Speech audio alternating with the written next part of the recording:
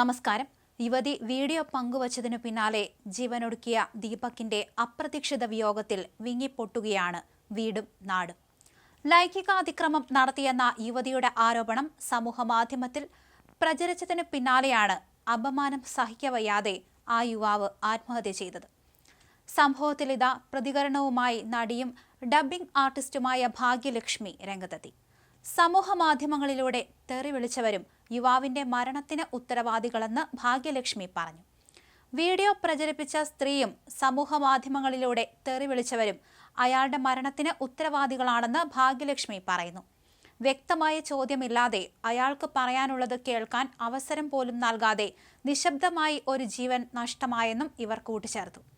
ബസ്സിൽ യാത്ര ചെയ്യുന്ന മിക്ക സ്ത്രീകളും അനുഭവിക്കുന്ന ഒരു സങ്കടമാണ് ഈ തോണ്ടലും മുട്ടലും. പലരും ഉറക്കെ പ്രതികരിക്കാറുണ്ട്, കയ്യേറ്റം പോലും ചെയ്യാറുണ്ട്. ചിലർ ഭയന്ന് അവിടെ നിന്നും മാറിപ്പോകാറുണ്ട്. ഇവിടെയും അയാൾ മോശമായി പെരുമാറിയെന്ന് ഈ പെൺകുട്ടിക്ക് ഉറപ്പുണ്ടെങ്കിൽ ഈ വീഡിയോ എടുക്കാൻ കാണിച്ച ധൈര്യം അയാൾക്കെതിരെ ശക്തമായി പ്രതികരിക്കാനും കൂടി കാണിക്കണമായിരുന്നു. ഒരാൾ നമുക്കിഷ്ടമല്ലാത്ത രീതിയിൽ പെരുമാറുമ്പോൾ, ശരീരത്തിൽ സ്പർശിക്കുമ്പോൾ നമ്മുടെ ഭാവത്തിൽ, പെരുമാറ്റത്തിൽ അത് പ്രകടമാകും. പക്ഷേ ഈ വീഡിയോയിൽ യാതൊരു ഭാവവ്യത്യാസവുമില്ലാതെ വീഡിയോ എടുക്കുന്ന സ്ത്രീ എന്താണ് യഥാർത്ഥത്തിൽ ഉദ്ദേശിച്ചത്? ഒരു ആരോപണം വൈറലാകുമ്പോൾ ഒരു ജീവിതം മൗനമായി തകരുന്നു. കുറ്റം ചെയ്തവർ ശിക്ഷിക്കപ്പെടണം, നിരപരാധിക്ക് നീതി കിട്ടണം. ഇതിൽ ഒന്നുപോലും നഷ്ടമായാൽ അത് നീതിയല്ല, സമൂഹത്തിന്റെ പരാജയമാണ്.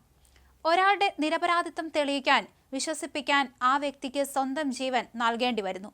അയാൾ മരിച്ചില്ലായിരുന്നുവെങ്കിൽ സോഷ്യൽ മീഡിയയിലെ ജഡ്ജിമാർ രണ്ട് വിഭാഗമായേനെ. വീഡിയോ വന്ന ഉടനെ അയാൾക്കെതിരെ നടന്ന വ്യാപകമായ ആക്രമണം താങ്ങാവുന്നതിലും ഏറെയായിരുന്നു.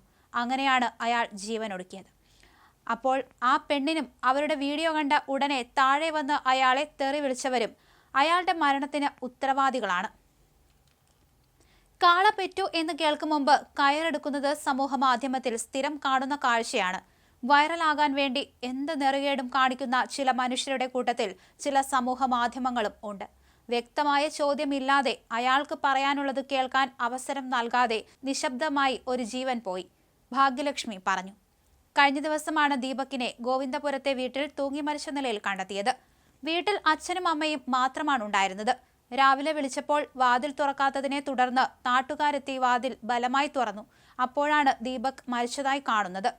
വസ്ത്രവ്യാപാരശാലയിലെ സെയിൽസ് മാനേജരായി ജോലി ചെയ്യുകയാണ് ദീപക്.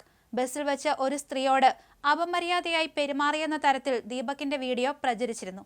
ഇത് വ്യാപകമായി പ്രചരിക്കുകയും പലരും അഭിപ്രായം രേഖപ്പെടുത്തുകയും ചെയ്തിരുന്നു. തുടർന്നാണ് ദീപക് ജീവനൊടുക്കിയത്.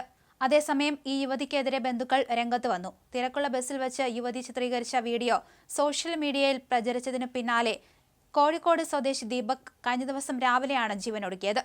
സംഭവത്തിൽ യുവതിക്കെതിരെ നിയമ നടപടിക്ക് ഒരുങ്ങുകയാണ് ബന്ധുക്കൾ. ദീപകിന് നീതി കിട്ടണം എന്നാണ് ബന്ധുക്കൾ പറയുന്നത്. വീഡിയോ പ്രചരിച്ചപ്പോൾ തന്നെ ദീപക് നിയമ നടപടിയെക്കുറിച്ച് ആലോചിച്ചിരുന്നു എന്നാണ് ബന്ധുക്കൾ പറയുന്നത്.